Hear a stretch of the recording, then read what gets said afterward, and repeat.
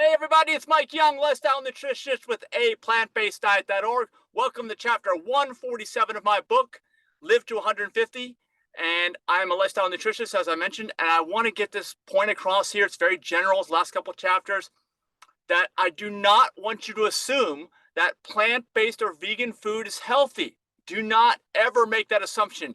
You should know better than that by now if you've read all these chapters up to this point, or maybe you're just seeing this one randomly on the internet and you don't know what I'm talking about, but absolutely go back and read the other chapters. The link is down below. It's liveto150.org. Excuse me. That was my lunch. And it's so important. Chapter 42 goes over everything about the food that you need to know. But the biggest takeaway from this whole book and from this chapter is that do not assume that because something's plant-based, you're doing something better for yourself. Because it's vegan, you're doing something better for yourself. Now, in many ways, and in most cases, you are. All right, let me just say that right away. But from a longevity standpoint, like from a health optimization standpoint, from a quality of life standpoint, you're not necessarily doing yourself any favor at all. Just go to my chapter on oil. Oil is garbage. That's the name of the chapter there. You'll see what I'm talking about.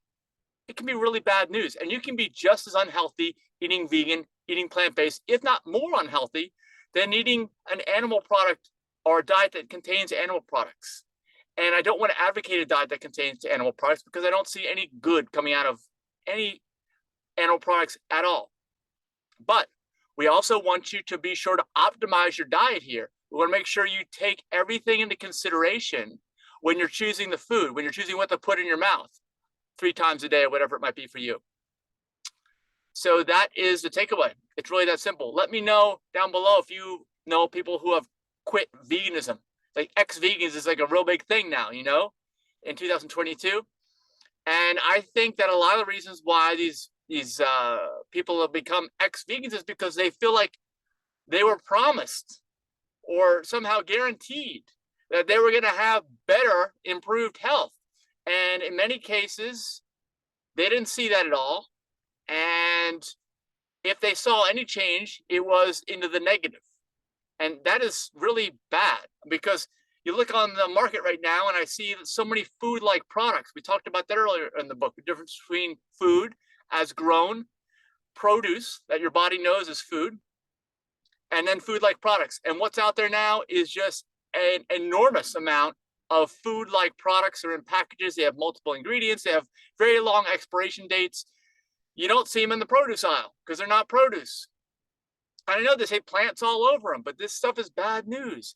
Remember, the longer the shelf life, the shorter your life. I talked about that earlier in the book. You've got to make sure that you do this right. You can do anything wrong, and including being vegan and plant-based, you can do wrong. I see people doing it wrong all the time. And I know it's not sustainable. That's the thing. If you're injuring your health constantly, you know, people who are vegan talk about sustainability. Like our slogan for our nonprofit is for people, animals, and our planet. But if you're constantly injuring yourself and abusing yourself and hurting yourself by the food that you're consuming, that's not sustainable. You're not going to be around that long, or you're not going to be around anywhere near as long as you should be around, you know? So if this is an eye-opener for you, please let me know in the comments. Let me know if you know others that you've seen that are like this. Let me know if you've seen people that you knew that were vegan who are no longer vegan and why. I'd love to know why. Just write that down in the comments. Start up a discussion down there. And of course, please, if you got any kind of value out of this, please hit that like button for me. It really helps out getting this shown around the internet. And of course, subscribe to the channel. And please, please, please share this chapter or any other chapter of importance. Like I said, chapter 42 is a really good one.